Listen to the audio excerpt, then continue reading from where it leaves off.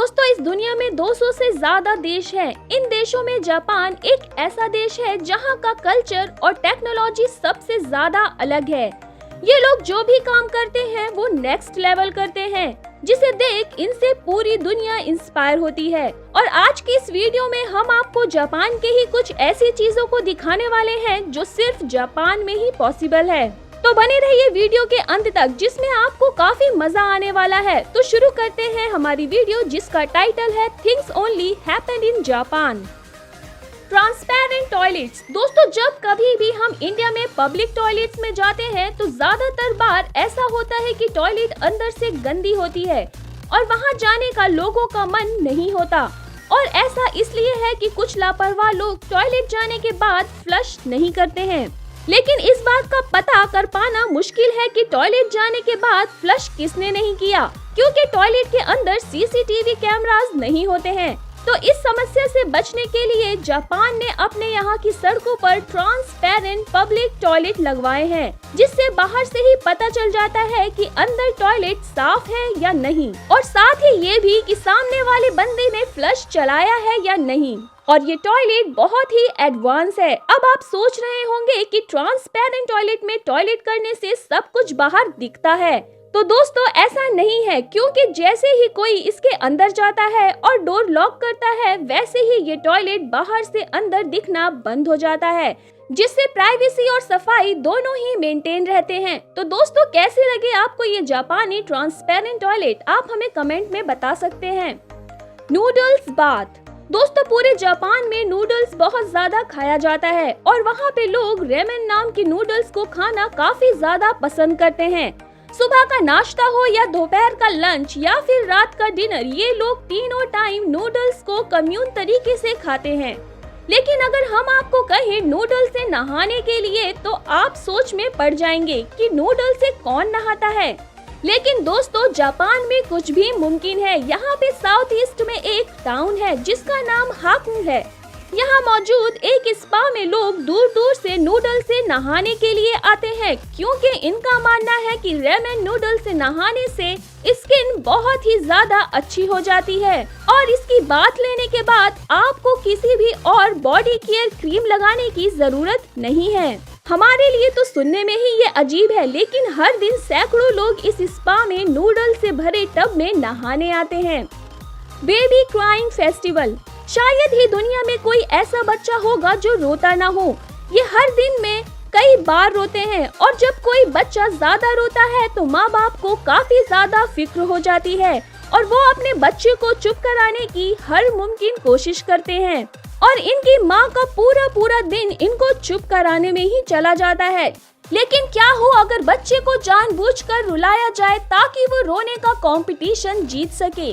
सुनने में बड़ा ही अजीब लगेगा, लेकिन जापान में एक ऐसा फेस्टिवल होता है जहां बच्चों को जानबूझकर रुलाया जाता है। वहां बच्चों को डरावने सूमो पहलवानों की गोद में दे दिया जाता है और वो लोग बच्चों को रुलाते हैं। जो बच्चे नहीं रोते उन्हें डरावने मास्क पहनकर डराया जाता है। ये लोग ऐसा क्यों करते हैं? दरअसल इन लोगों का मानना है कि बच्चों के ज्यादा देर तक रोने से इनकी सेहत बहुत ज्यादा अच्छी रहती है और वो लंबी जिंदगी जीते हैं। और जो बच्चा ज्यादा देर तक रोता रहता है उसे आखिरी में विनर घोषित किया जाता है। तो आपका क्या ख्याल है? ऐसा कुछ प्रोग्राम इंडिया में होना चाहिए क्या? ऑरेंज। दोस्तों, ऑरेंज एक ऐसा फल है जिसे सारी दुनिया में खाया जाता है। ये विटामिन से भरपूर बहुत ही टेस्टी और रसीला फ्रूट है। लेकिन हम बात कर रहे हैं इनकी शेप की। पूरी दुनिया में जहाँ जहाँ भी इसे उगाया जाता है वहाँ इसका शेप गोल होता है। टेस्ट में भला ही थोड़ा डिफरेंट हो, लेकिन शेप दुनिया में हर जगह एक जैसा ही होता है, लेकिन सिर्फ जापान को छोड़ के, क्योंकि जापान के ऑरेंज का शेप काफी अलग होता है। वीडियो में दिख रहे ये पेंटागन शेप के ऑरेंज को जापान में गोकाकु गो लियाकन कहा जाता है। ये वहाँ सिर्फ अपनी शेप की वजह से ही मशहूर नहीं है, बल्कि इसे वहाँ गुड लक भी माना जाता है। कहा जाता है कि जापान में जब कोई इंसान सुबह काम के लिए निकलता है तो उसे ये ऑरेंज दिया जाता है। Godzilla in Japan. दोस्तों गॉडजिला मूवी तो लगभग हम सभी ने ही देखी होगी। जिन्होंने नहीं देखी तो वो इसके बारे में जानते जरूर होंगे कि गॉडजिला को पुराने जमाने का तूतन दिखाया गया है जो एक योद्धा है और समुद्र के अंदर ही रहता है। अभी इस साल 2021 में गॉडजिला वर्सेस कॉन्ग मूवी का लोग बेसब्री से इंतजार कर रहे हैं। लेकिन दोस्तों जहां एक तरफ पूरी दुनिया के लिए गॉडजिला एक इमेजिनेशन है, मतलब हमें ये मालूम है कि असली में नहीं है, ये एक काल्पनिक मॉन्स्टर है। लेकिन दोस्तों जापान में ऐसा नहीं है। यहाँ गॉडजिला को भगवान की तरह माना जाता है। आपको जानकर हैरानी होगी कि जापानी सरकार ने गॉडजिला को वहाँ का नागरिक घोषित किया है और तो और उसका ऑफिशियल पासपोर्ट भी बना हुआ है। और यहाँ तक कि 1994 में आई गॉडजिला मूवी में गॉडजिला ने जिन जिन जगहों पे मूवी पर तबाही मचाई थी, तो असली जिंदगी में वहाँ गॉडजिला का स्टैच्यू रखा गया है और इसे उन सिटी का टूरिस्ट एम्बेसडर बनाया गया है, जो सिर्फ जापान में ही पॉसिबल है। भाई हमारे लिए तो गॉडजिला सिर्फ एक एंटरटेनमेंट के लिए ही है।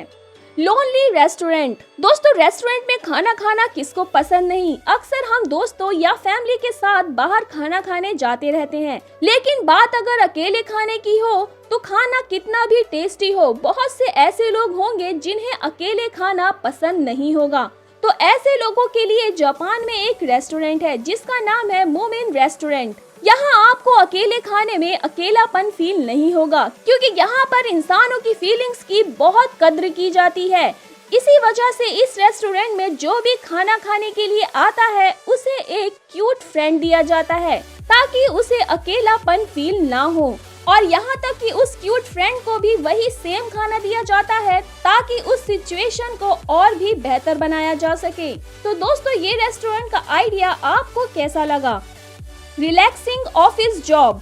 दोस्तों बात जब ऑफिस जॉब की आती है तो लोगों के दिमाग में वैसे ही काफी ज्यादा टेंशन आने लगती है, क्योंकि हर वक्त काम की टेंशन, बॉस की टेंशन, टेबल पे बैठे बैठे इंसान काफी ज्यादा थक जाता है और उस बीच उसे काफी नींद भी आती है, लेकिन वो बेचारा एम्प्लॉय आराम नहीं कर पाता है। लेकिन दोस्तों क्या हो अगर आपको ऑफिस में ही कुछ देर आराम करने के लिए अलग से टाइम दिया जाए। सच में सुनने में काफी ज्यादा मजेदार है, लेकिन जापान में ऐसा सच में होता है। यहाँ की कंपनियों का मानना है कि एम्प्लॉयज का रिलैक्स होना बहुत जरूरी है, तभी वो पूरी तरह से अपना 100% दे पाएंगे। इसी वजह से उनके लिए एक रेस्टिंग रूम में कंफर्टेबल चेयर्स लगाई गई हैं, जिसे वो 20 से लेकर 30 मिनट तक सो सकते हैं और उसके बाद वापस से काम कर सकते हैं। ये ब्रेक वो लोग 1 से 4 बजे के बीच ले सकते हैं। लेकिन दोस्तों ये सिर्फ जापान में ही मुमकिन है। अगर इंडिया में ऐसा कुछ किया जाए तो एम्प्लॉयज आधे घंटे की बजाय सीधे शाम को ही उठेंगे। दोस्तों दुनिया में आपको कहीं भी किसी भी रेस्टोरेंट में जाए, वहाँ टिप देना एक कॉमन बात है। टिप देने से सामने वाले वेटर या वर्कर का हौसला थोड़ा सा बढ़ जाता है और वो और भी अच्छी सर्विस देता है, क्योंकि इन लोगों की सैलरी काफी ज्यादा कम होती है और बहुत सी जगह टिप ना देने से लोग आपको कंजूस समझने लगते हैं। लेकिन दोस्तों जापान में ऐसा नहीं है। जापान में लोग अगर वेटर को टिप देते हैं तो वो वेटर अपनी बेइज्जती महसूस करने लगता है। उनका मानना है कि मेहनत करके कमा कर खाने में ज्यादा मजा है और वो पूरे जी जान से मेहनत करते हैं और टिप लेने से अपनी बेइज्जती समझते हैं। लेकिन दोस्तों अगर कोई विदेशी बिना जाने उन्हें टिप देता है तो वो उसका दिल रखने के लिए ले भी लेते हैं ताकि उसे बुरा ना लगे, लेकिन वो अपने लोकल सिटीजन से कभी टिप नहीं लेते। तो दोस्तों आज की वीडियो में बस इतना ही। वीडियो आपको कैसी लगी हमें कमेंट में जरूर बताएं और चैनल को सब्सक्राइब कर बेल आइकन को भी जरूर दबा लें। तब तक के लिए बाय बाय।